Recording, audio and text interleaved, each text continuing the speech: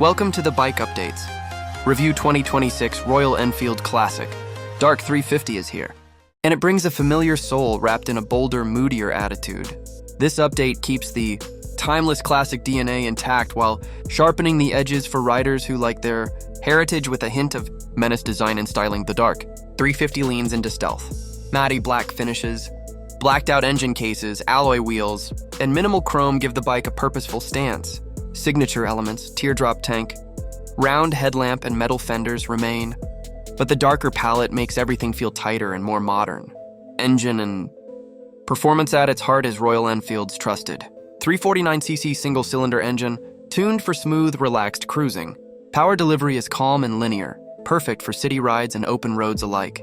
It's not about speed, it's about rhythm, character, and that unmistakable thump ride. And handling the classic Dark 350 is built for comfort. A plush suspension setup, stable chassis, and upright ergonomics make long rides easy and daily commutes effortless. The bike feels planted, predictable, and confidence-inspiring, especially for riders who value control over aggression.